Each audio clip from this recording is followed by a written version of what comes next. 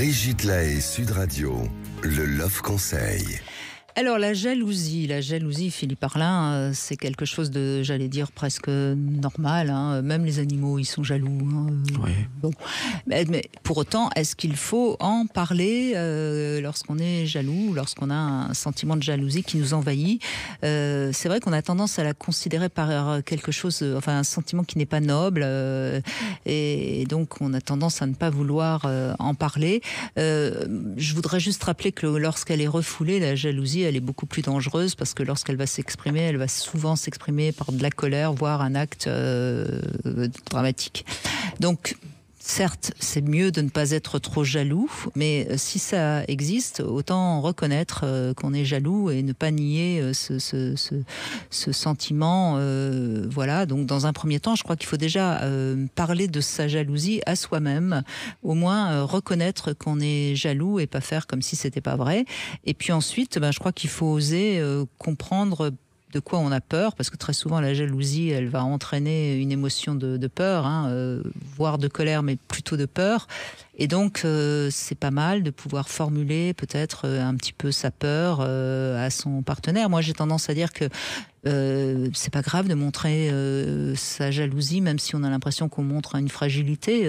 Si on est dans une relation de confiance, l'autre est apte à l'accueillir et à nous rassurer. Encore une fois, là, on est sur une jalousie normale et non maladive. C'est-à-dire une jalousie, oui, voilà. Alors, j'aime bien aussi qu'on rappelle qu'il y a le mot envieux.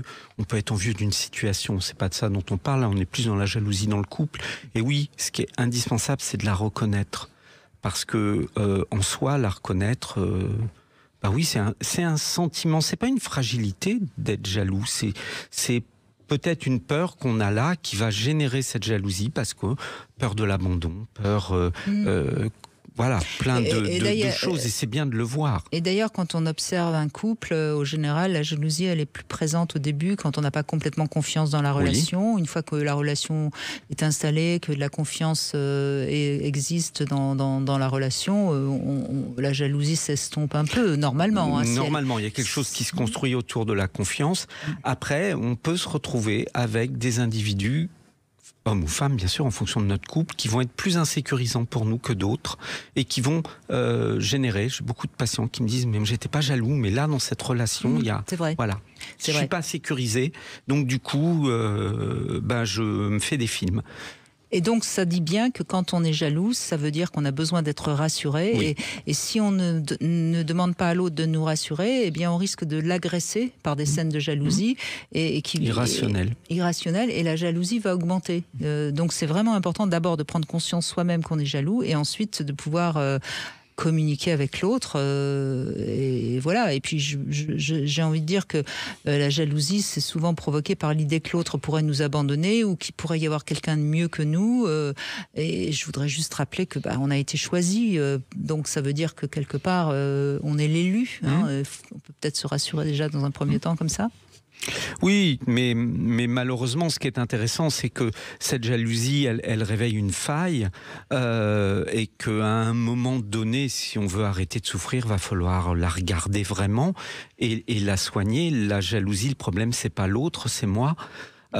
Qu'est-ce qui m'arrive? Qu'est-ce qui se passe? Alors l'autre peut provoquer, mais c'est important que j'arrive à comprendre, donc à le dire. Je suis pas sûre que ce soit forcément une faille. C'est normal d'être un peu jaloux quand Encore une fois, un peu. Parce que regardez les enfants, les frères et sœurs sont jaloux. C'est une jalousie plus enfantine. Je dirais que c'est plus proche de l'envieux de l'objet qu'à l'autre.